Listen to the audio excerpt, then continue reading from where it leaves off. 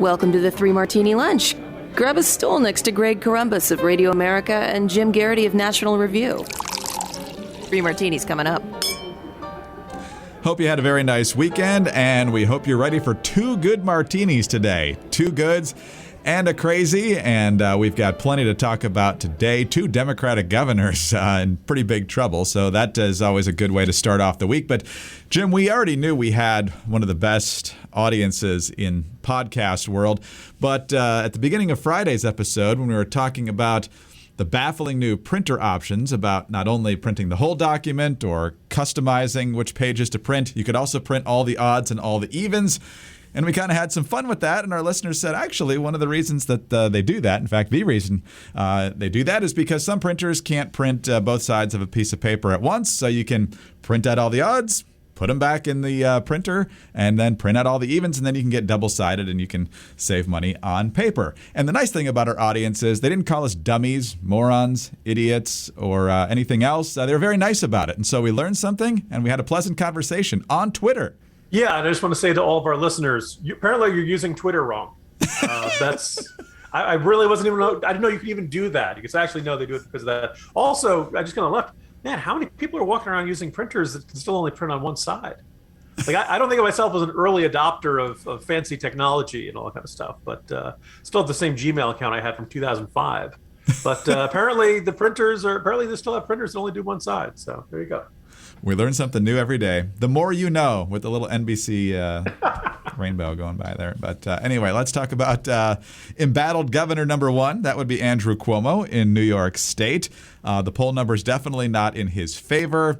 Now we have one of his top aides, his most loyal aides, hitting the door. Melissa DeRosa is no longer working for Governor Cuomo. New York Times says DeRosa said late Sunday that she had resigned, a move that came as the governor fought for political survival after a report from the New York State Attorney General concluded he had sexually harassed nearly a dozen women. Her resignation meant that Mr. Cuomo, a third-term Democrat, lost one of his most loyal aides and trusted strategist while facing an imminent threat of impeachment in the state legislature.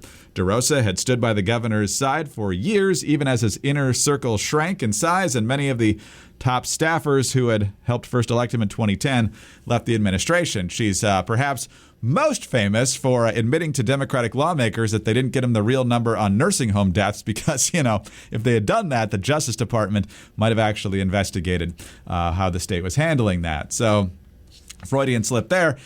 Jim, what do you make of the fact that even the most loyal lieutenants are telling Andrew Cuomo he's on his own here?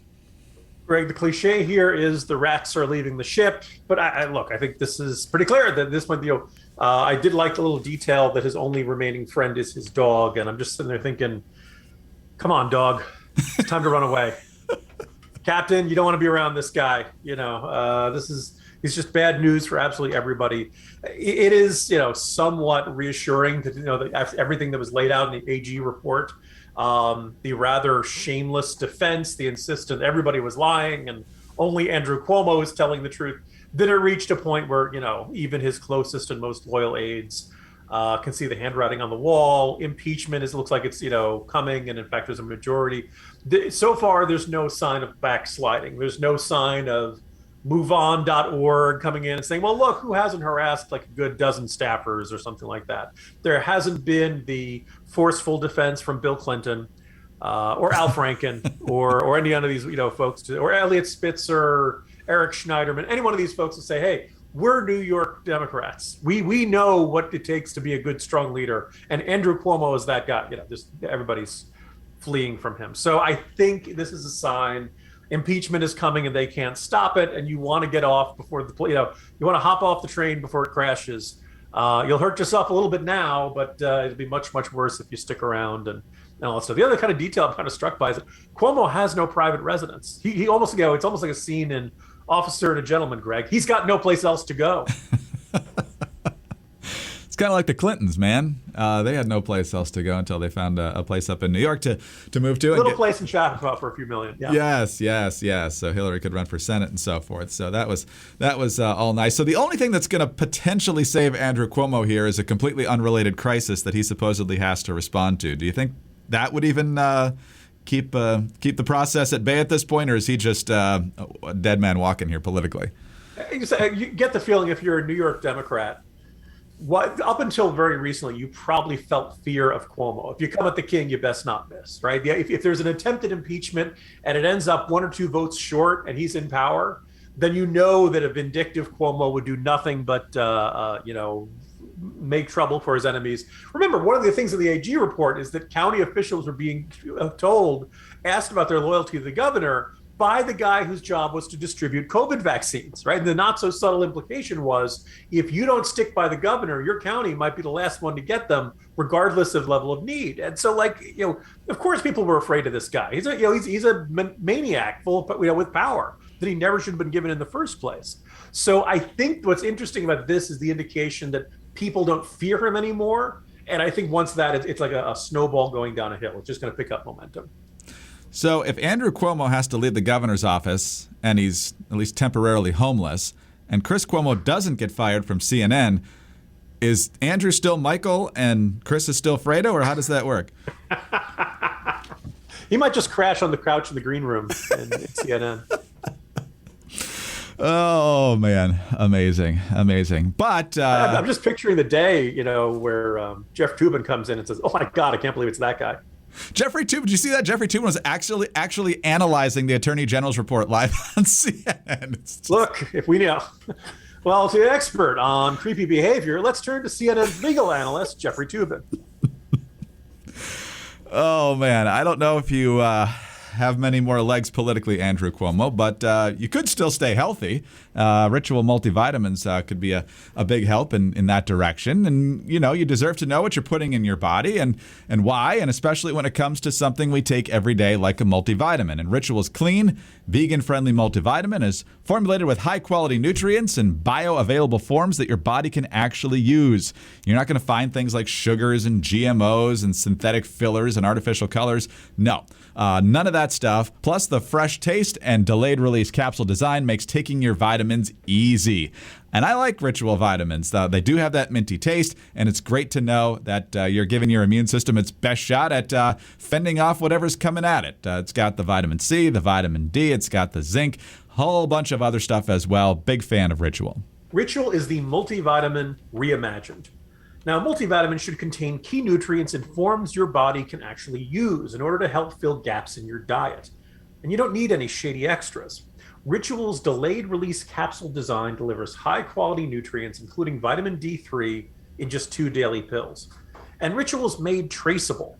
You'll always know what nutrients you're taking and where they come from, thanks to Ritual's one-of-a-kind visible supply chain. So get your key nutrients without the BS. Ritual is offering 3 Martini Lunch listeners 10% off during your first 3 months. So visit ritual.com/martini to start your ritual today. Ritual.com/martini. All right, Jim, another big blue state governor that's embattled right now is Gavin Newsom. He's facing a recall election on September 14th. 2 questions on the ballot. Should he be recalled? Yes, means he goes. No means he stays. And, of course, the other question on the ballot, which is only relevant if he is recalled, is who would replace him. And so last week we talked about the Survey USA poll showing 51% of California voters wanting him gone, only 40% wanting him stay. Seems to be a bit of an outlier from earlier polls, but even the other polls show this really, really tight. And the latest example of that is an Emerson College survey showing 46% want him gone, 48% want him to stay. So this whole motivation factor, enthusiasm factor, if the Republicans are much, much higher than the Democrats, that margin of error is pretty non-existent. And a recent Public Opinion Strategies poll also found that 57% of voters give Newsom a D or an F on homelessness, and 49% give him the same low grades on controlling the state's cost of living. So even if he squeaks by here, Jim, they don't love him there. And Jazz Shaw over at Hot Air is already suggesting that these numbers continue to be very, very dicey. The Democratic Party in California might urge him to resign so the Democratic lieutenant governor could take over, and therefore there would be no recall, and Democrats could make sure they hang on to the seat. Whereas if it goes to the recall and he is booted, and it could be a conservative like Larry Elder all of a sudden being governor of California. So I don't know that the Democrats are too far down that road in their backroom discussions, but what do you make of what we're seeing in California? Greg, do you realize what this is? This is almost the Torricelli maneuver by Robert Ludlow. No, the idea of substitute out. It's not quite substituting out a candidate. This would actually just do away with the recall. Sorry, the governor's not there anymore. There's no need to recall him. We got a deputy governor, and that'll, if you want to start the process on recalling her, you got to start, go back to Go, collect $200, start from square one again. I think that if you watch this polling very closely, even if, by the way, you've learned from 2020 and you're just not putting that much stock into polls anymore, that, last week I'd written in the corner that, like, besides the usual problems for Gavin Newsom, the Delta variant is coming along the worst possible time. If the state of California had just continued on a nice glide path to normal recovery and normal conditions, then I think the steam, the momentum behind the recall probably would have sputtered out. That in the end, it was living under the strictest lockdown rules in the country that really was making people fed up with the state government. And then you throw on top of it stuff like the French Laundry and the idea that Gavin Newsom didn't feel he had to live up to his own rules and stuff. Then the other thing is that this is in September, and it's not yet. It's some people pointing out, well, the mail out ballots to everybody. Okay, yeah, but like, it's California. Half the state is stoned. No, people may or may not be all that engaged on politics, and I just kind of wonder. It's not just there are a lot of Democrats in the state. How many Democrats right now want to take an affirmative step to keep Gavin Newsom in office? It's not just keeping somebody else. The other thing is I don't feel like, and again, Wall Street Journal had a big profile of Larry Elder. I don't know if Democrats have laid the groundwork to demonize Larry Elder the way they used to. And let's face it, Larry Elder is probably not as easy to demonize as the average, generic Republican out there. So I think if you're a Democrat, you might be sweating this. And I just want to, before we go any further, Greg, let's just kind of observe. If you said to people, which governors were the most celebrated? I think number one would have been Andrew Cuomo. And I think the fight for number two would have been either Gavin Newsom or Gretchen Whitmer. Yeah. Two of those three could be out of office in a couple of months, which I think is a pretty interesting indicator of how badly the mainstream media botched it in who they thought were the role models and who they thought were the great leaders during this pretty unprecedented crisis. So add it all up, I see a really dire straits. If Gavin Newsom survives this recall, it's not going to be by a lot. It's going to be by a few percentage points, and that's just not much of a margin for error. If you're the California Democratic Party, how much personal loyalty do you have to Gavin Newsom versus just saying we want somebody in there who has a D after their name? There's nothing wrong with Eleni Kounalakis or anything like that. Just keep a D in there, as I'm sure. So I think he's going to have this push against him. I don't know if it'll succeed. I imagine Gavin Newsom is probably only picture me putting my fingers very close together. He's that much closer to voluntarily resigning than Andrew Cuomo is, which is to say not very much. So I don't think either one of these guys will voluntarily resign, but for their parties, it would make a heck of a lot of sense. And it'll be interesting to see how much pressure can be brought to bear on them. Yeah, I have no doubt that if Newsom's in real trouble, I still think they'll pull the Cruz Bustamante move and try to throw a Democrat who could actually win the other race on the ballot. But it's nice to know that there's at least a Greek deputy governor in California, Eleni Kounalakis. I mean, that's probably the most high-profile Greek politician since, I don't know, Nicole Malliotakis. And then before that, maybe you got to go back all the way to Michael Dukakis. So, I mean, it's quite a... And then California will learn a fish rots from the head. By the way, do fish rot from the head? I think they rot all over the place. I don't really think it starts just in one spot. Give me a fish expert out here. Yeah, can't really help you out with that one. But anyway, if it gives me a chance to say more Greek names, I'll be happy. But I won't expect much in terms of policy improvement if that happens. Anyway, Jim, let's talk about another excellent sponsor of ours, and that, of course, are the folks at MyPillow. Nothing beats the feel of a luxurious towel when you step out of the shower. So you just want to wrap yourself in nothing but the best with the MyPillow towel set. You know about the pillows, you know about the sheets. We've even talked about the slippers, but the MyPillow towel set, it's just great quality stuff. They're big, they're soft, they're fluffy, they get you dry super fast, and they're still on sale. You can get the 6-piece towel set, which is regularly $109.99 for just $39.99. Now, these 6-piece towel sets include 2 bath towels, 2 hand towels, and a washcloth 2-pack. They're made from proprietary technology that makes them highly absorbent. They're soft to the touch without that lotiony feel, and they're made with cotton grown right here in the United States of America. They're available in a variety of colors and sizes. They're machine washable, and they have a 60-day money-back guarantee and a 1-year limited warranty. So visit MyPillow.com and use the promo code Martini at checkout or call 800-874-0104. The MyPillow 6-piece towel set for only $39.99. Now, while you're there, take advantage of the deep discounts on all MyPillow products, including the Giza Dream bed sheets and the MyPillow premium pillows. So go to MyPillow.com, promo code Martini, or call 800-874-0104.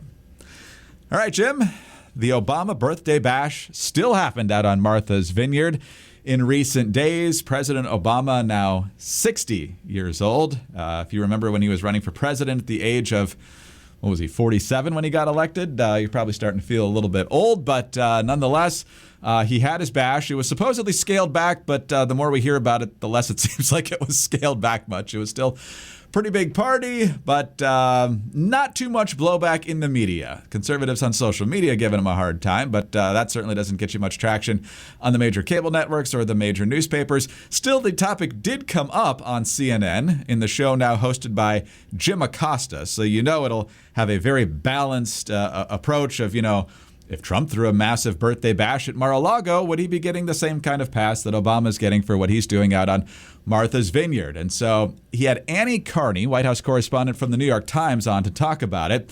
And while she did talk about the concerns about having that many people in one place, especially unmasked, as some of the photos showed, and against CDC recommendations, she had this as the counter argument for why it probably wasn't a big deal.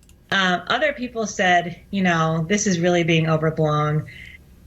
They're following all the safety precautions. People are going to sporting events that are bigger than this. This is going to be safe. This is a sophisticated, vaccinated crowd, and this is just about optics. It's not about safety. So, Jim, just a few days ago, the CDC was telling vaccinated people that they had to wear masks and, be very, very cautious around other vaccinated people, even indoors. But apparently, if you're sophisticated in the eyes of the left media, Jim, that improves your immune response. Now, Greg, the first section of today's Morning Jolt newsletter looks at the Lollapalooza music festival that was held out in Chicago towards the end of July, and I believe the last day was August 1st. Now, it was some sort of national news. It wasn't a huge deal. It certainly didn't get quite as much attention as Obama's big birthday bash. But there were in the neighborhood of 100,000 people going to be there each day of this 4-day music festival. The preliminary count was that, some people go on multiple days, but they think, 385,000 people went over the 4-day span of this.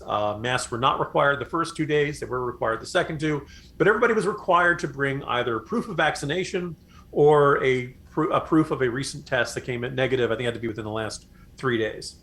Now I looked at that, I was like, that seems pretty good. That seems like, is there a chance that somebody with a negative test is going to catch COVID before then and then enter and spread it to other people? Yeah, it could, The numbers were 90% of the people had proof of vaccination. Could they be faking it? Sure. But I saw something very curious earlier today. People were paying up to $400 for, fake proof of vaccination. Greg, these people know they can get vaccinated for free, right? I mean, if you're really, you can either shell out the $400 or you get it. Now, I assume could some of these people have fake ones? Yeah, I think so. Yeah, it's certainly possible. In fact, there's almost certain someone in those 385,000 people did. But by and large, most people probably got themselves vaccinated. So it's early, or correction, it's early, but it's not that early. We have data on Chicago that are like 4 days after the last day of the concert series. Keep in mind that's like 8 days after the first day, or 7 days after the first day. There's been a tiny increase in cases. There's been some. I'm not going to say there's been none, but it's not particularly large. And by the standards of the city of Chicago and by the standards of the state of Illinois, it's not particularly big at all. The hospitalizations are not up by any measurable amount, and the deaths are not up by a measurable amount. Now, what's very curious about this is if this was to be this giant super spreader, you figure you'd be seeing all kinds of stuff. Like 385,000 people come together 100,000 times. Oh my God, this is a nightmare. Chicago Sun-Times said it was guaranteed to be a super spreader. But here we are, a little more than a week later, does not appear to be the case, or at least the evidence of it is pretty thin. That's kind of my attitude towards the Obama party. I think it is pretty safe for people who are, to bring together groups of people who are either fully vaccinated or recently tested negative. I prefer if everybody was fully vaccinated. And yes, is it possible you're fully vaccinated, you catch the Delta variant, you walk around, could you give it to other people? Yeah, you could. But if everybody else is around you vaccinated, they're probably going to be okay too. The vaccinated people pretty much don't have really bad reactions to this. They don't end up in the hospital. They don't end up in the ICU. They don't end up in a ventilator, and they don't die. That's what we wanted to prevent here. We were not worried about everybody getting a case of the sniffles. If COVID-19 had never generated anything worse than the case of the sniffles, we would not have shut down society in March 2020. So there seems to be this utter loss of perspective here. And I can understand why lots of conservatives look at this and say, you guys are freaking out about Sturgis, but you didn't say anything about the Obama party. Yes, but at least the Obama party, everybody's allegedly vaccinated. Although I did love the description of the Obama party as mostly vaccinated. I'd really love to see specific numbers on this. And by the way, we'll see if there's any outbreak at the Obama party. My guess is it'll probably be like, if there is, it'll probably be something like the same effect at Lollapalooza. Yeah, some vaccinated people or some recently tested negative people, somebody probably slipped through with COVID. They might give it to a few others. You might have cases go up. But there's really no reason to think that people are going to get hospitalized over this. There's really not much reason to think people are going to end up dying because of this. And if you really want to worry about something, worry about people who are unvaccinated. Don't run around getting upset at vaccinated people getting together for concerts, parties, or anything else like that, because they've done what they're supposed to do, and what they're doing is all things considered pretty safe. Yeah, you're not going to hear me say this a lot, so I'm going to say it here. I think Obama did the right thing. This is what you're supposed to do. There's a double standard here. One of these things is right. Either everybody's supposed to mask up whether they're vaccinated or not, or you can go live your life if you've done that part. Or actually, we're at the point now where even if you haven't, just go out there. The vaccinated should be fine, and the unvaccinated have made their decision. It's just let's get on with life. Yeah, and let me just kind of observe that, if you're going to Obama did the right thing, but he did it after saying it was going to be scaled back. And apparently it meant that, various former staffers got bumped and were not invited anymore. But they, like David Axelrod, all he did was get him elected, kind of thing. But Jay-Z and Beyonce, they still got invited. So I'm sure there are some Obama friends who are feeling pretty snubbed. But I think he basically should have said, you know what? No, everybody at the party is going to be vaccinated or recently tested. And I think it's safe, and I'm going to go ahead with this. So we really would have preferred that. Instead, they said they're scaling it back, and it sounds like, 10 people got struck from the list or something. Maybe not that many, but, a small amount. Just crazy. You know what it was a way to say, I'm not really friends with those people. Yeah, that's going to be awkward. But, he's pretty much spent his entire post-presidency just hobnobbing with celebrities. He's got his Netflix deal. He's doing his NBA Africa thing now. And I don't see him buckling down except for the occasional Twitter video once in a while on political issues. He's living the high life, and I don't think he has any intentions of changing. The other thing is, do you think, every time somebody goes off on some rave review of, Joe Biden could be the next Franklin Roosevelt. And, Joe Biden is a turning point for America.